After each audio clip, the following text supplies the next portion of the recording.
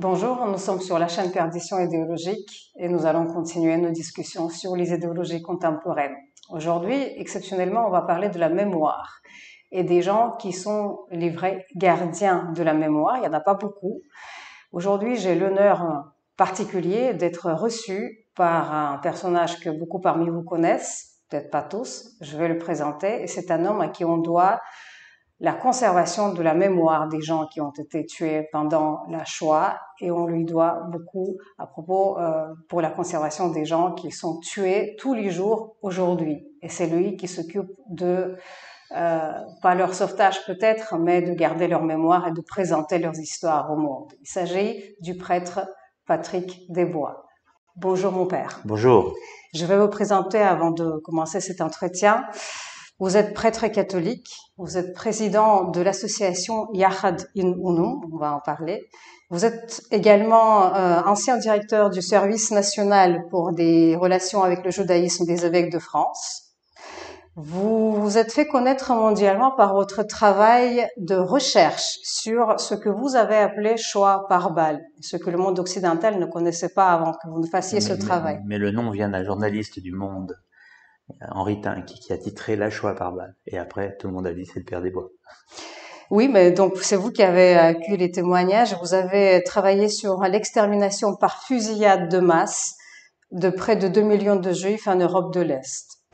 À partir de 2004, vous avez engagé un vaste travail de terrain. Vous avez interrogé des milliers de témoins, identifié et cartographié plus de 3000 fosses communes en Ukraine, Biélorussie, Moldavie, Russie, Lituanie, Lettonie aussi.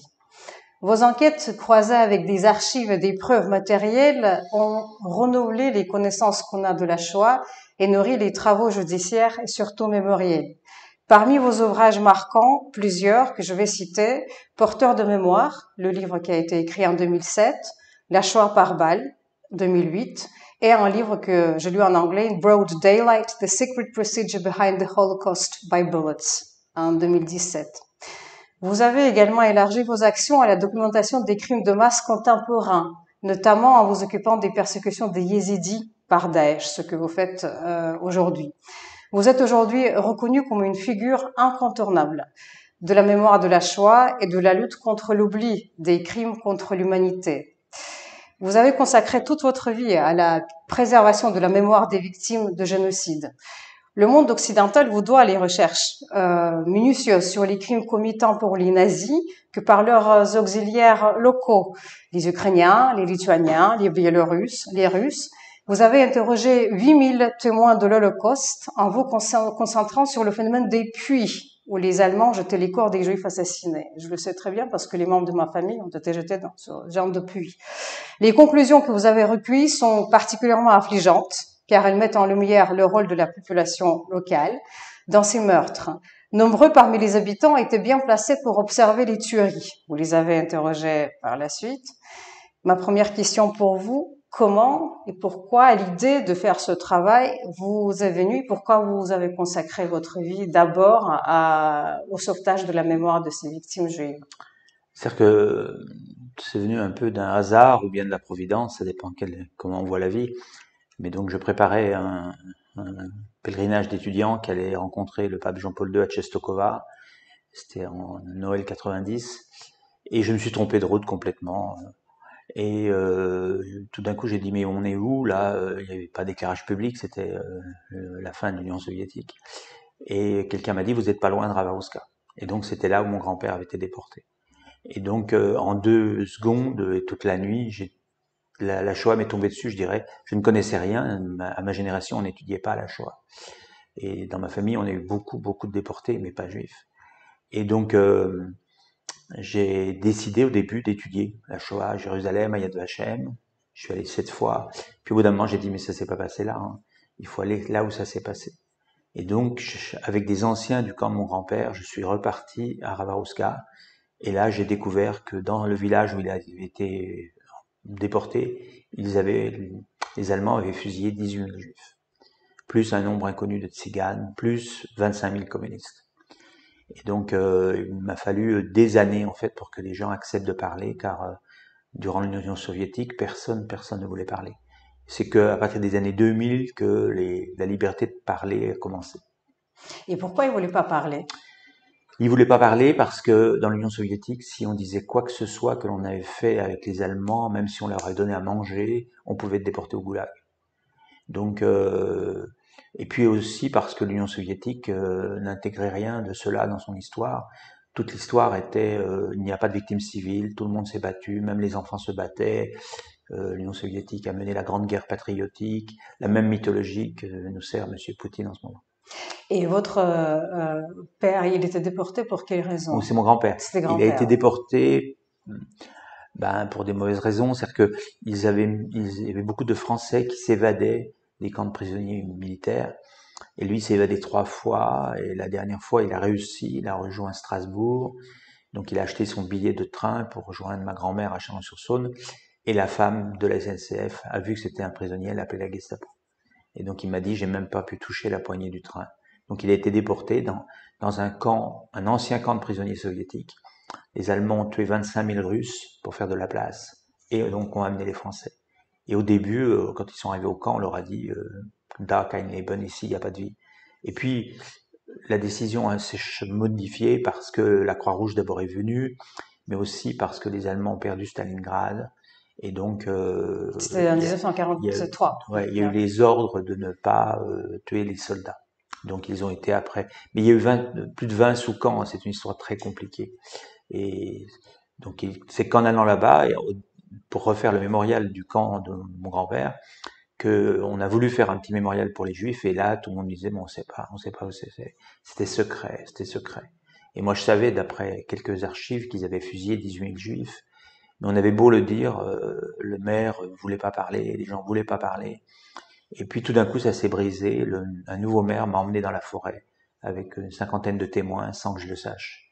Et j'ai découvert pour la première fois les témoins ukrainiens qui voulaient parler, qui voulaient que ça se sache publiquement. Et donc, je pensais revenir et ne plus jamais revenir. Et puis, quand je suis revenu de la forêt, le maire m'a dit, Patrick, ce que j'ai fait pour toi pour un village, je peux te le faire pour 100 villages. Et donc, au début, on a travaillé qu'avec ce maire dans tous les villages où il trouvait des témoins.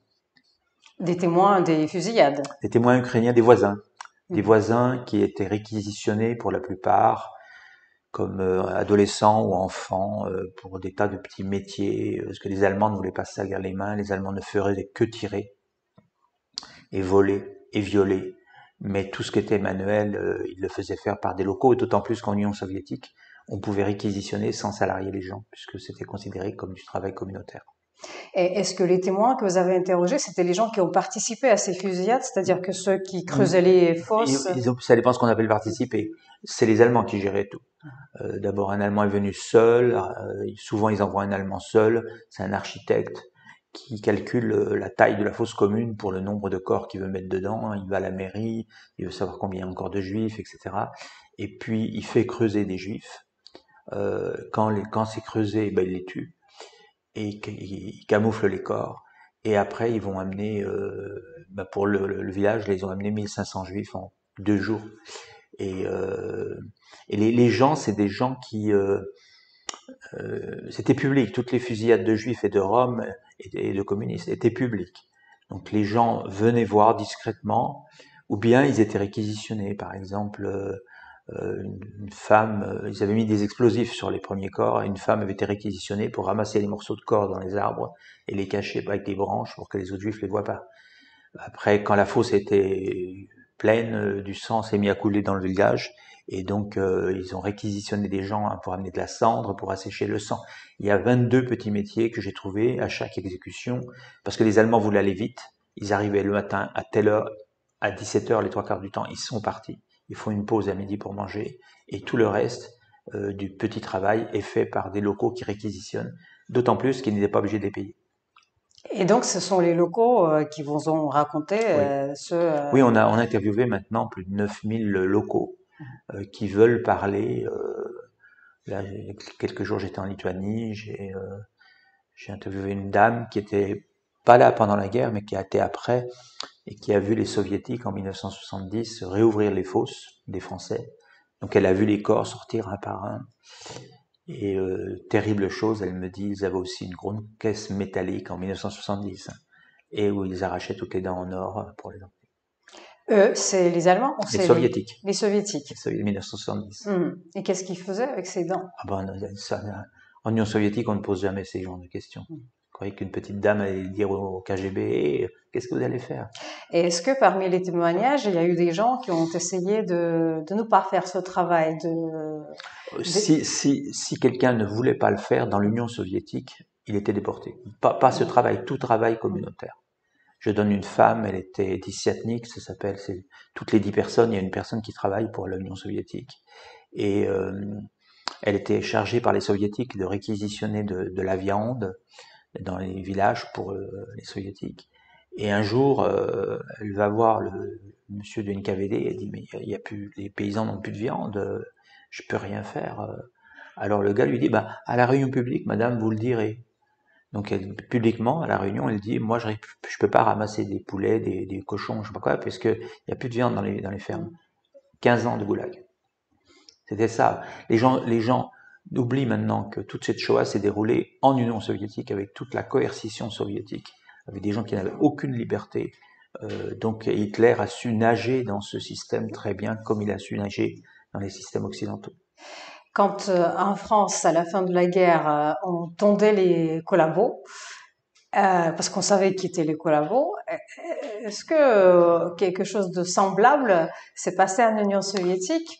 Parce que tout le monde savait qui collaborait avec les nazis. On sait qu'il y avait des gens qui le faisaient de leur propre gré. En Union gré. soviétique, c'est là où il y a eu le plus de jugements.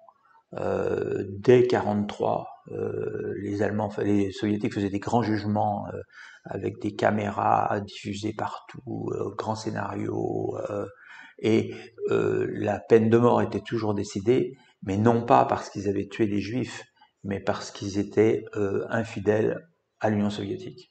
Donc c'était crime contre l'État. Donc c'est toujours le même scénario, et on voit la personne raconter tout. C'est un montage évidemment. Et les soviétiques ont commencé les procès en 43 en disant voilà ce qui va vous arriver si vous continuez avec les Allemands.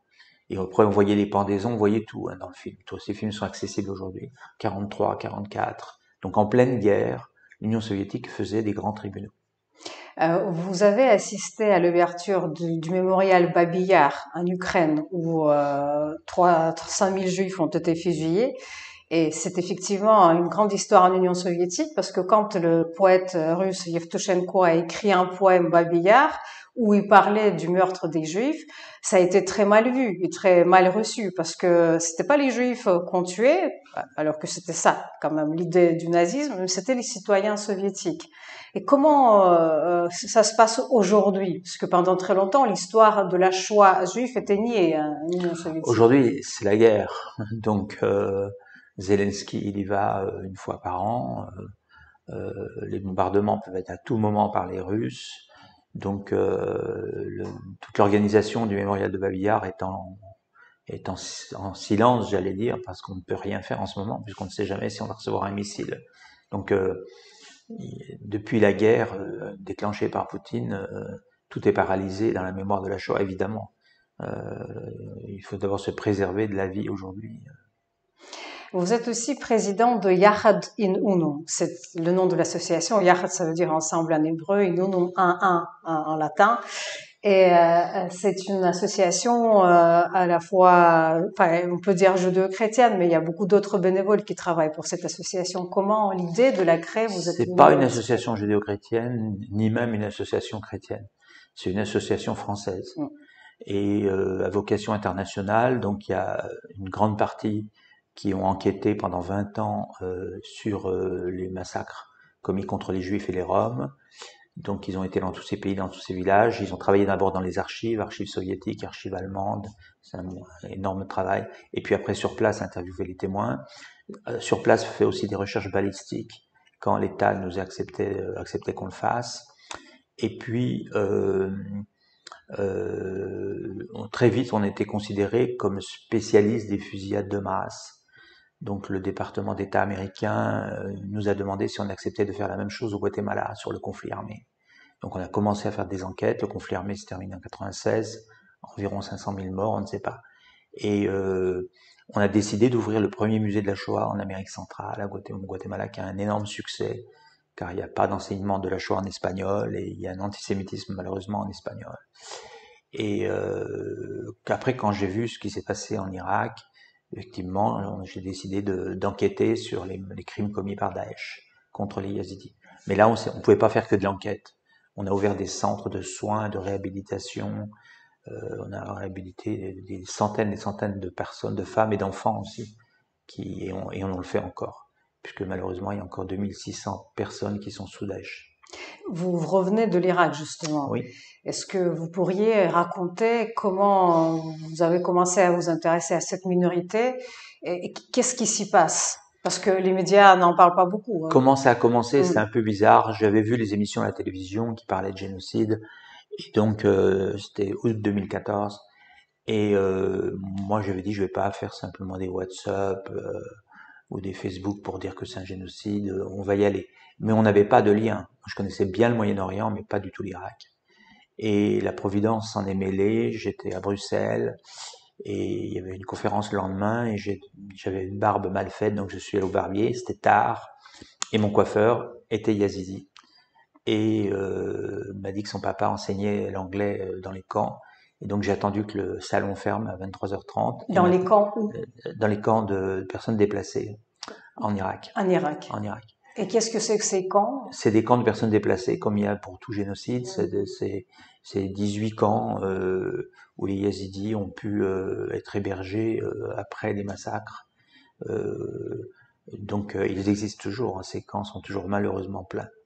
Ils sont dans l'Irak du Nord. Juste pour ceux qui ne savent pas, parce que je peux vous assurer que peu de gens savent ce qui se passe, pourquoi il y a eu ce massacre et qu'est-ce que c'est que cette minorité dont beaucoup de gens pensent que c'est une minorité chrétienne, alors que ça n'est pas une. Non, pas du tout. Ce n'est une minorité ni chrétienne ni musulmane. Ils n'ont jamais accepté de se convertir à l'islam. Leur religion, c'est le yazidisme. Ils sont proches des zoroastriens, mais ils n'ont pas de livre. Et donc, les islamistes de Daesh les ont tout de suite désignés comme des koufars, des mécréants. Et donc, tout est devenu légal, c'est-à-dire arracher les bébés et les donner à des familles à l'extérieur, fusiller tous les hommes parce qu'ils refusaient de se convertir.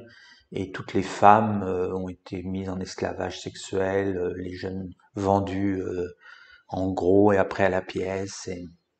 Et cela dure depuis 2014. Donc actuellement, les quelques femmes qui sortent encore maintenant ont été vendues entre 25 et 35 fois. Et non, forcément, elles ont eu des enfants.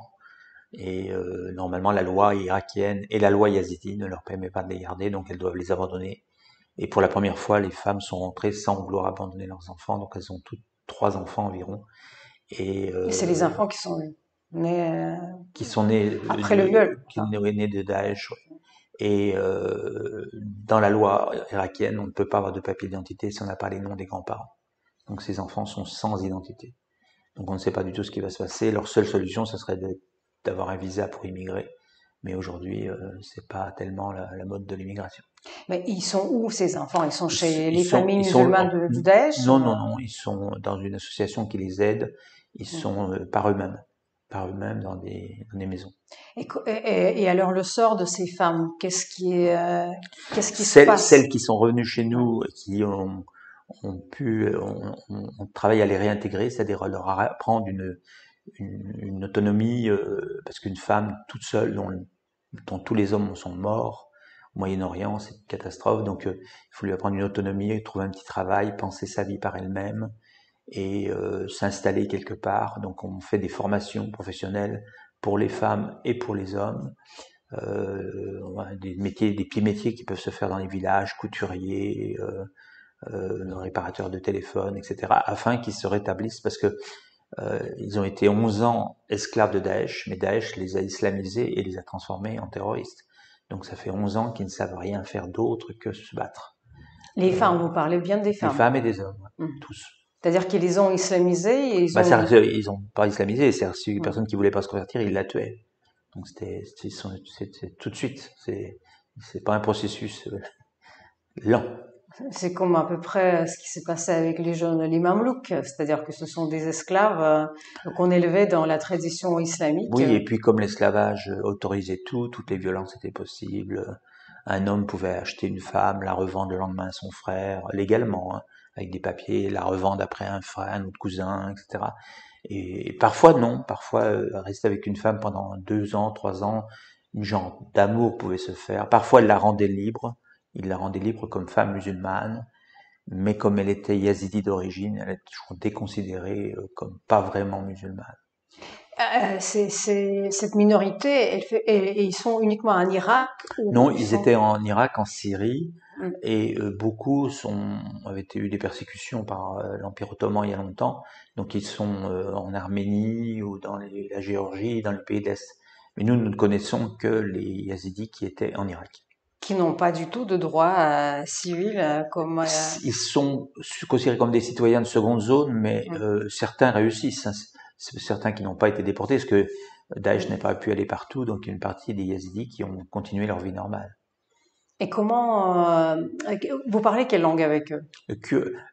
Tout se fait en kurde, sauf Mhm. ceux qui sortent de chez Daesh, qui ont oublié le kurde et qui ne parlent que arabe, ou bien la langue de ceux qui les ont achetés. Je me rappelle un enfant disait I am American, I am not Yazidi, parce qu'il avait été acheté par une famille américaine Daesh, et donc il Mm. croyait qu'il était américain.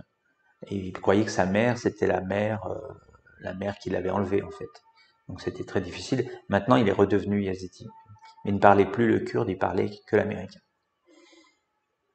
Est-ce que c'est possible, après avoir vécu ces horreurs, de retrouver quelque chose qui ressemble à une vie On normale? y croit.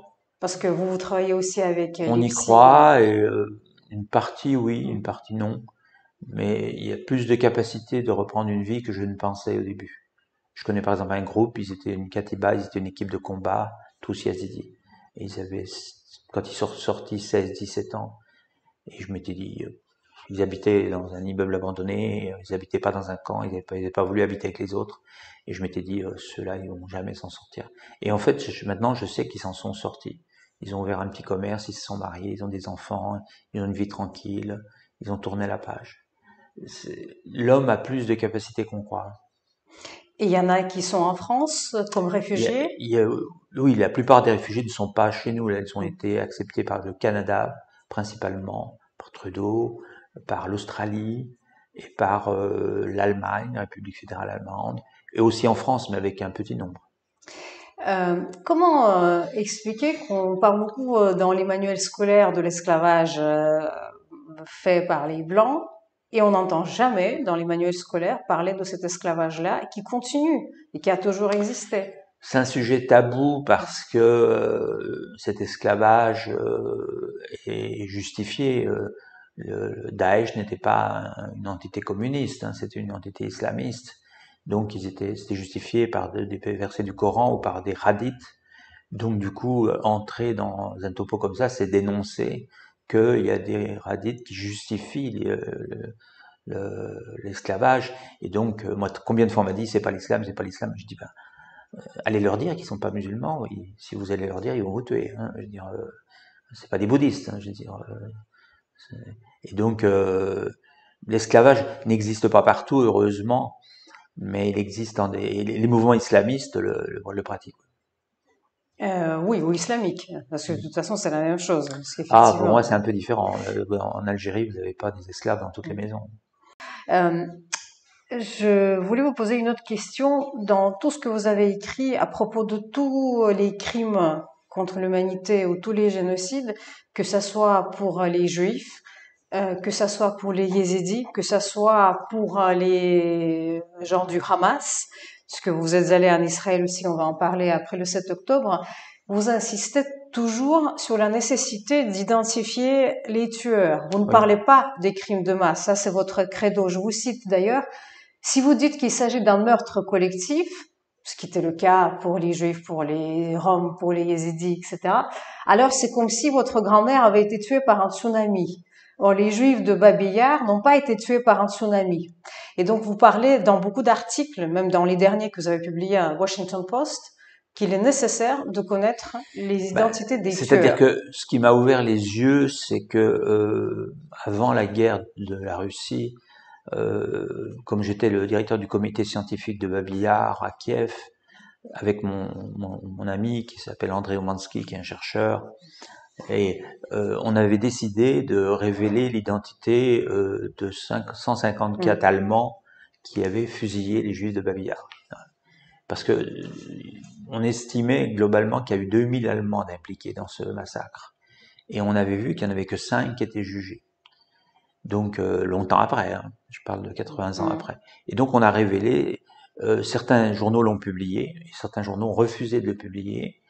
Et j'ai vu que, par exemple, Babi Yar, un jour je faisais un cours sur Babi Yar, et quelqu'un à la fin m'a dit « C'est qui monsieur Babi Yar ?» Et j'ai compris que pour eux c'est Babi Yar qui avait tué les Juifs. Comme si on disait qu'Auschwitz a tué les Juifs. Mais Auschwitz c'était pas des personnes, hein. Et donc, moi je dis moi je refuse d'enlever la responsabilité de celui qui tire, ou de celui qui viole, ou qui assassine quelqu'un, parce que c'est un criminel. Et si on oblitère tous ces gens-là, à la fin il n'y aura plus qu'un seul criminel. Pour la Shoah c'était Hitler, et Himmler, même Himmler va dire qu'il obéissait à Hitler. Et nous on le voit quand il y a un acte terroriste en France qui se réfère à Daesh, le gars donne son allégeance à Abu Bakr Baghdadi, moins quand il était encore vivant. Mais non, heureusement en France on dit pas Daesh a tué des Juifs. Heureusement on nomme les gens. Mais j'ai remarqué que dans beaucoup d'endroits on ne les nomme pas. On ne les nomme pas. Par exemple, y compris en Israël, quand M. Bibas a perdu sa femme, qu'on a dit que ses enfants étaient démembrés, mais je me mordais la langue en disant « Mais par qui ? Qui est ce monsieur qui a démembré les enfants ? Ou cette femme ? Qu'est-ce qu'ils font ? Est-ce qu'ils sont encore vivants ? Est-ce qu'ils avaient un métier ? Est-ce qu'ils étaient boulangers, épiciers, policiers ? Est-ce qu'ils étaient au chômage ? Est-ce qu'ils sont restés à Gaza, où ils sont déjà pris par un tunnel à la route vers l'étranger ? On ne sait rien. Et je pense que c'est catastrophique parce que ces gens se disent si on tue des gens sous l'ombre d'un grand drapeau, qu'il soit islamiste, soviétique, nazi, personne ne viendra nous chercher. Et parce que les gens aiment qu'on tue les grosses têtes, mais le reste c'est pas grave. Alors qu'en fait, tous les juifs qui ont été fusillés par quelqu'un, et il n'y avait pas de fusil automatique. Hein. Et en Daesh, tous les gens de Daesh qui ont violé des femmes ou tué des hommes, etc., l'ont fait personnellement. Et donc, moi, je travaille, oui, surtout en Irak, on travaille beaucoup à identifier qui faisait quoi. On demande comment il s'appelait, quel était son surnom, est-ce qu'il avait des lunettes, est-ce qu'il était, il était blessé, où il était blessé, est-ce qu'il avait des tatouages, est-ce qu'il avait une maman, est-ce qu'il avait des enfants, comment s'appelait sa mère, etc.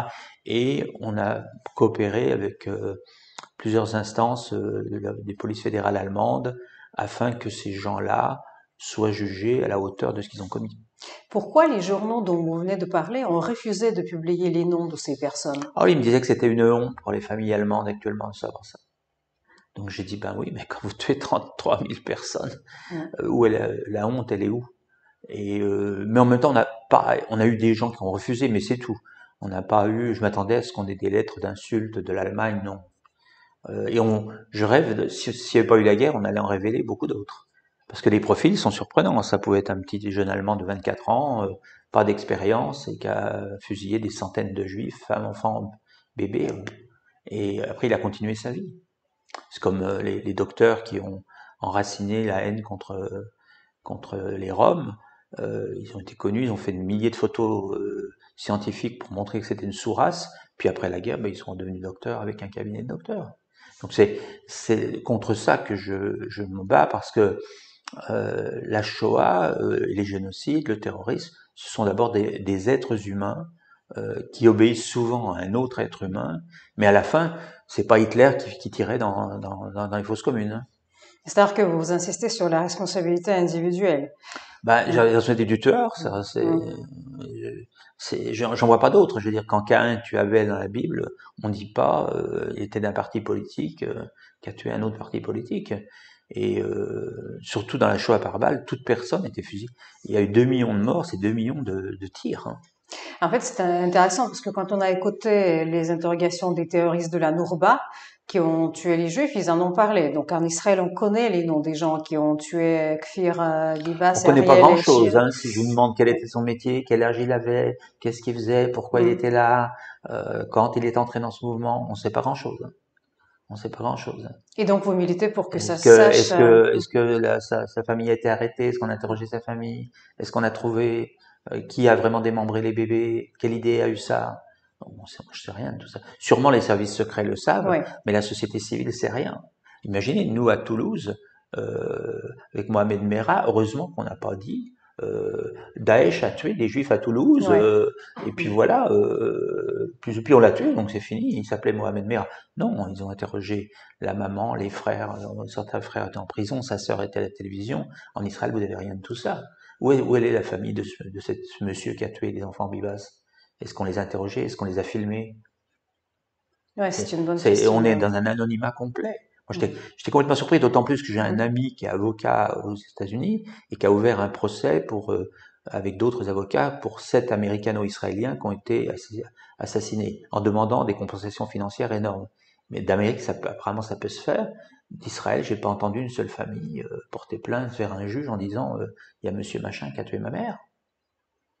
Ouais, c'est vrai. Parce que je pense que la raison, c'est qu'on les considère comme entités complètement à part. Oui, oui, je sais bien, mais les nazis aussi, on les considérait comme Oui, à oui, oui, part. vous avez raison. Ça Ouais. les protège, je veux dire, ça les protège. Le Hamas, c'est pas des milliards de personnes, hein.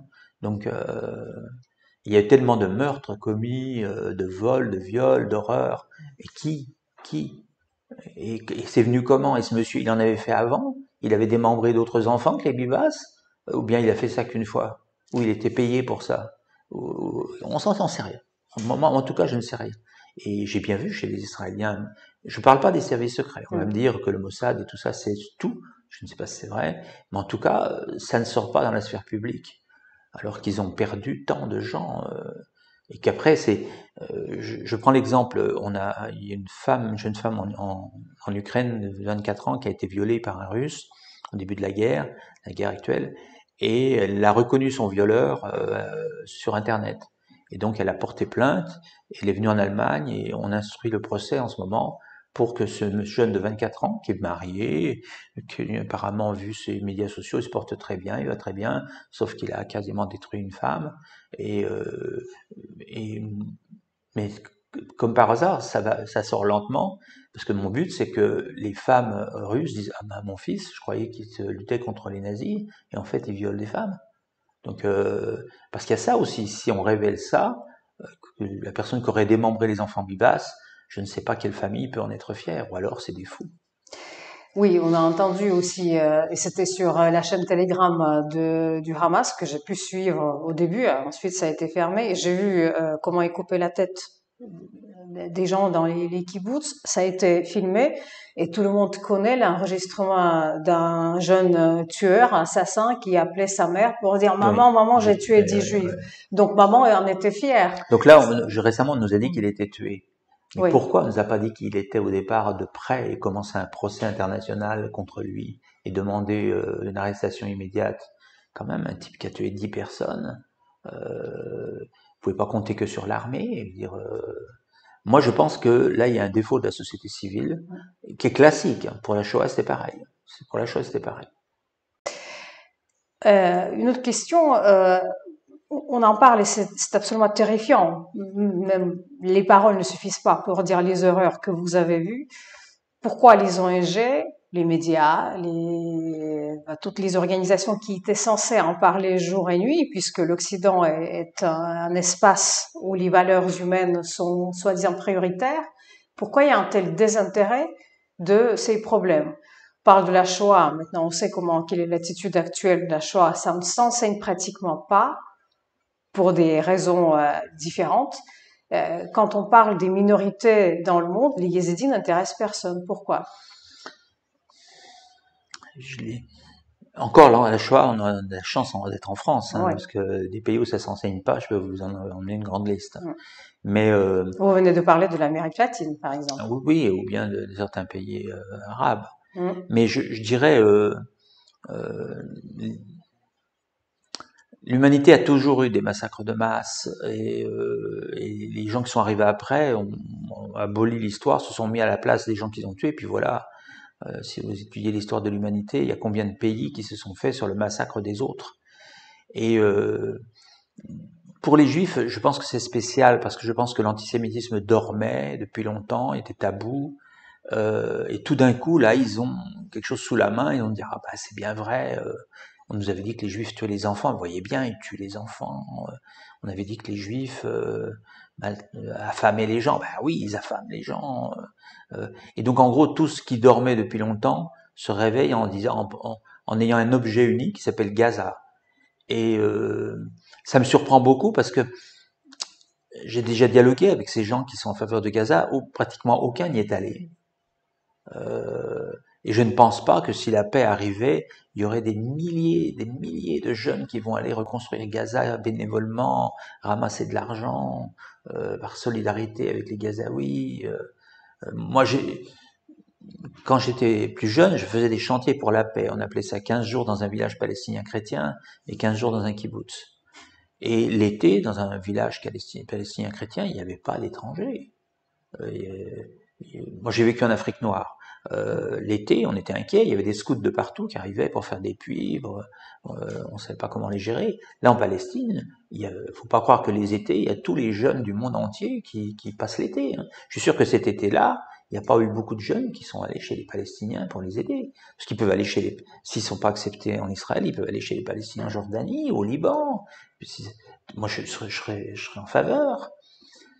Je dis toujours, s'il n'y avait pas de juifs en Israël, je pense que personne ne parlerait des Palestiniens.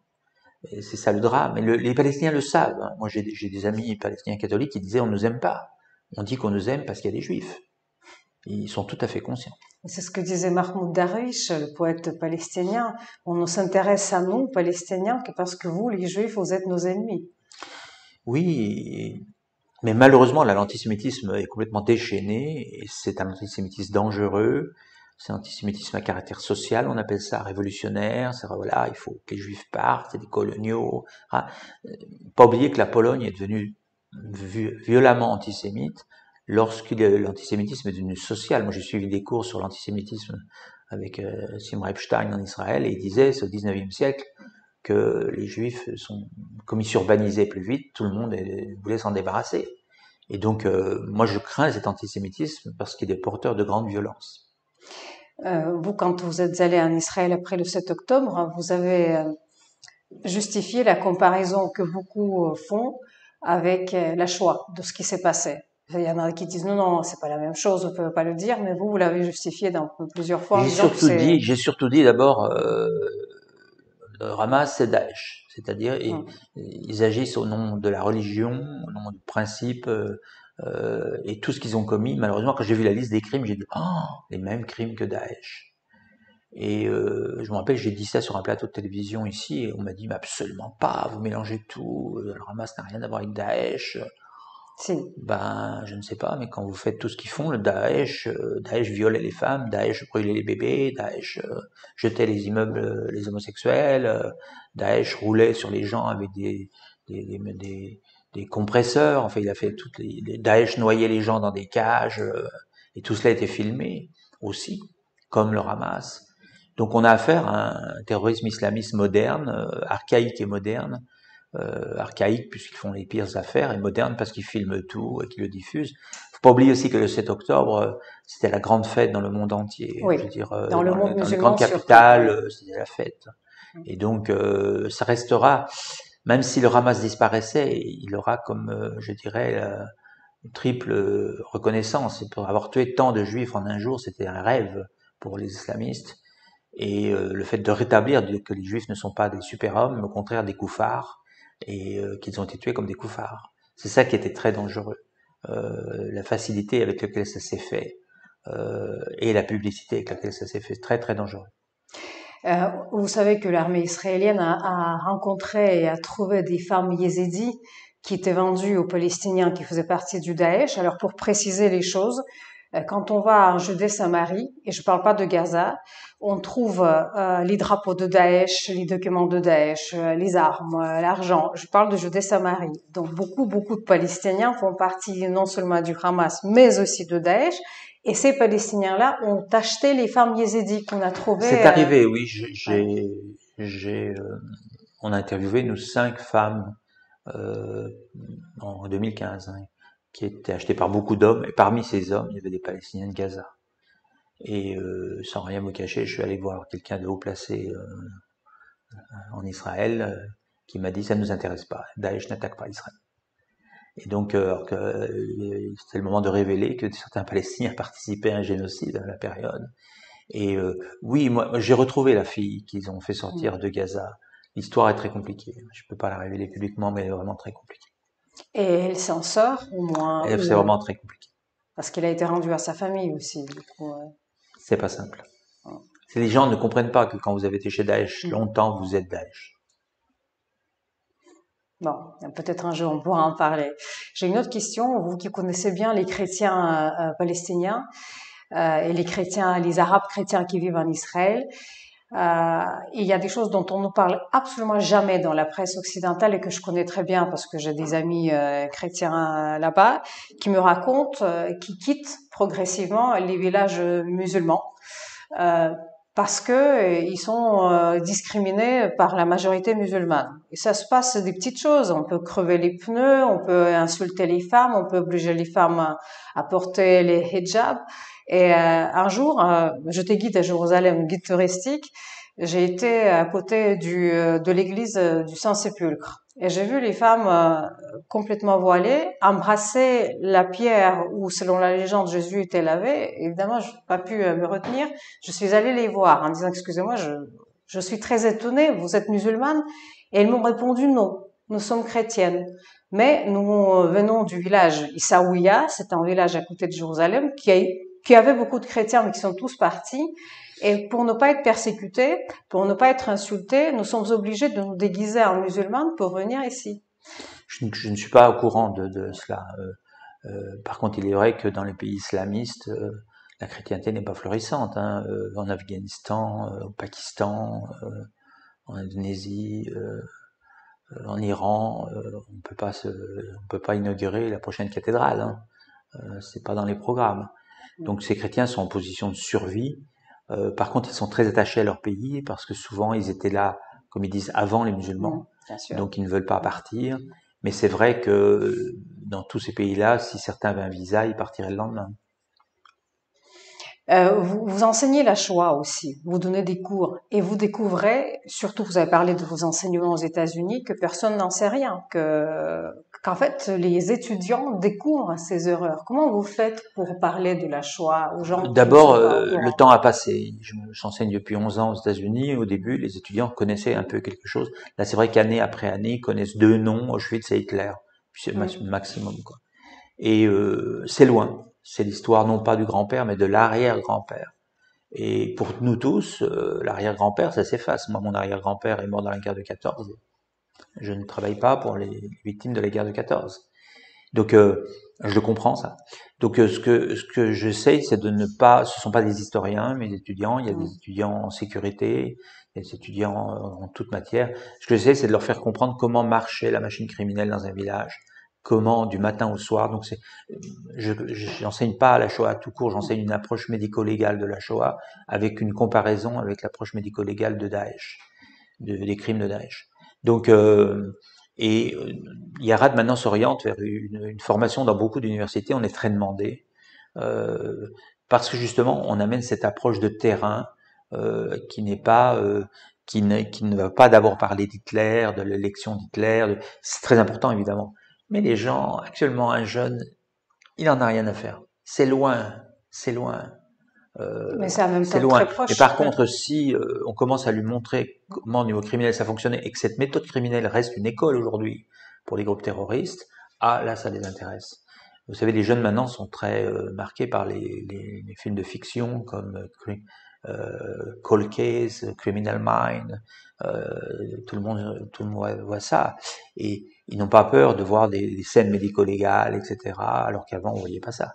Donc, en tout cas, les étudiants que l'on forme, quel que ce soit en Europe ou en Amérique latine, on les emmène sur le terrain tôt ou tard.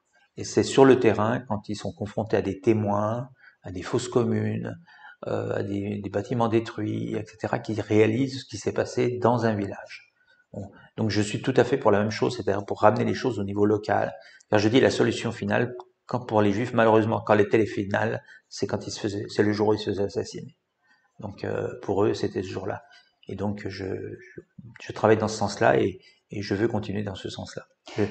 Le but, c'est de former des nouvelles générations qui tiendront, qui ont les arguments pour défendre ce qui s'est passé par un choix, parce qu'ils savent comment on tuait. Alors que si on ne sait pas comment on tuait, si on n'a que des chiffres, des dates, en plus ils s'en fichent. Ils s'en fichent, ils disaient beaucoup de choses depuis. Mais si on revient au 7 octobre, la décision du gouvernement israélien, c'était de ne pas montrer les images. Or, certains parmi nous avons vu la manière dont on tuait les gens. À votre avis, cette décision elle est peut-être conditionnée par une sorte d'éthique du judaïsme. On ne montre pas les corps déchiquetés. Jamais dans la presse israélienne, après les pires attentats, on nous montrait ça. Alors que moi, j'ai assisté en 1994, après les accords d'Oslo, en fait, aux explosions au début. Et j'ai vu les morceaux de corps, personnellement. C'était absolument choquant. Et j'ai vu les gens de Mada qui les ramassaient. Le choix était de ne pas montrer ça, ou de montrer aux journalistes ou certaines personnalités choisies. Est-ce que, à votre avis, vous qui insistez sur la nécessité de savoir comment on le fait, est-ce que c'était une mauvaise solution? Moi, j'aurais préféré qu'on bâtisse un outil éducatif qui montrait comment les crimes ont été perçus, justifiés, etc. Moi-même, je n'ai jamais pu voir le film parce que je n'avais jamais été accepté dans une projection, vous imaginez. Donc j'ai demandé à le voir, il dit, ah non, avec tous les films. Mon équipe les a vus, ils sont projetés ici, ils m'ont dit, ah ouais, vous savez, on a vu pire avec Daesh. Parce que Daesh, ils explosaient. Hein. Donc, moi, je pense que c'est une erreur. Je pense que montrer les crimes, Daesh quand même, pourquoi la marmite a sauté? Parce qu'ils commettaient des crimes tellement horribles à la fin, que même Al-Qaïda leur a dit d'arrêter certaines choses.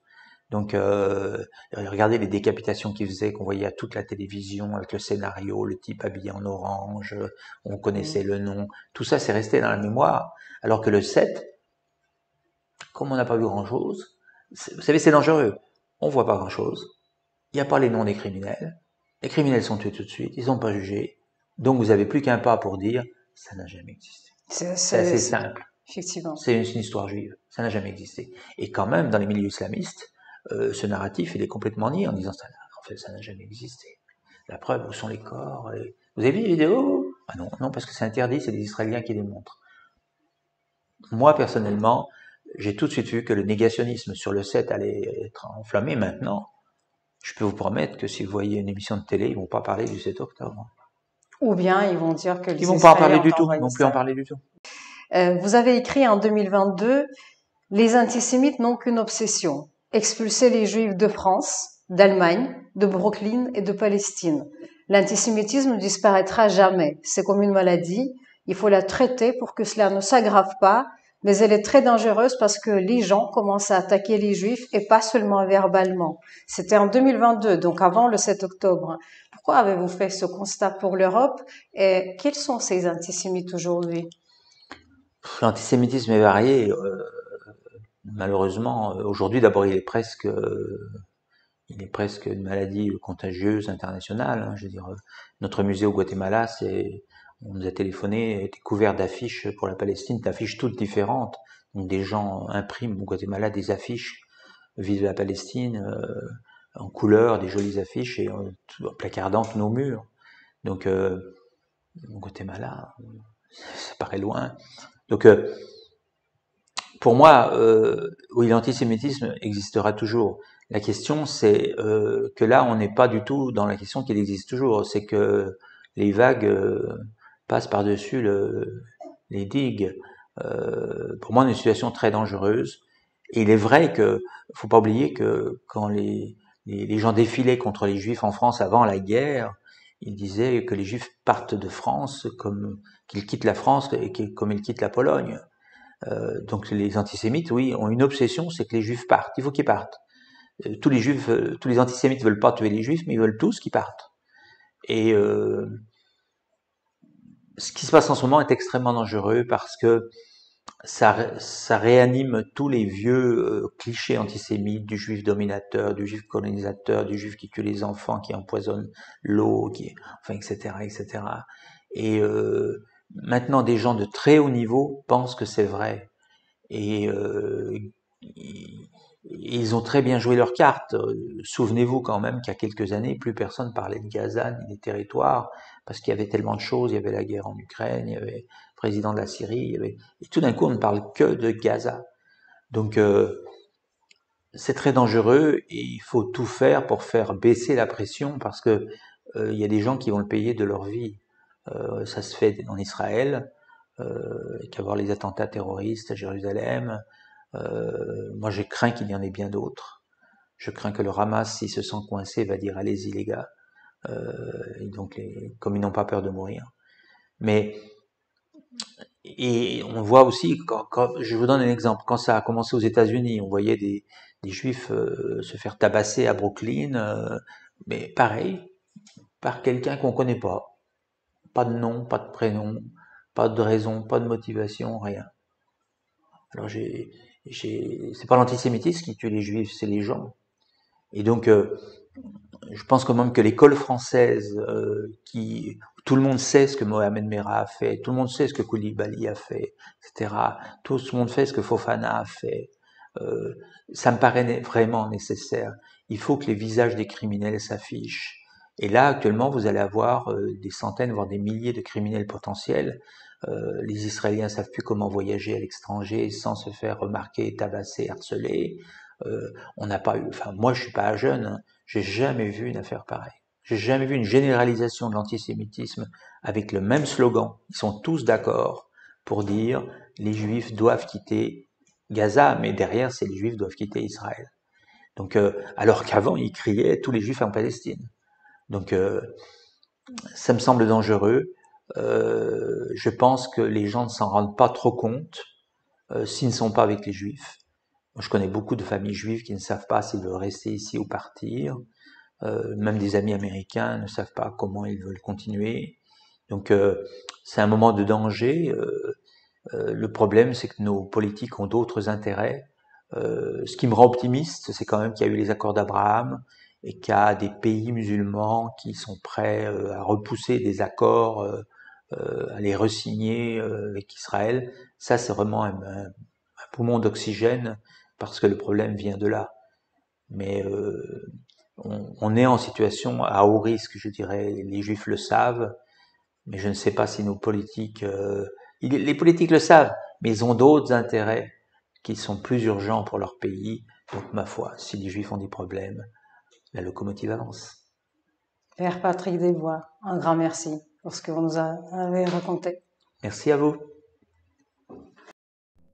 L'association Yachadin Unum, fondée par le Père Patrick Desbois, œuvre depuis des années à redonner une voix et une dignité aux victimes oubliées des génocides.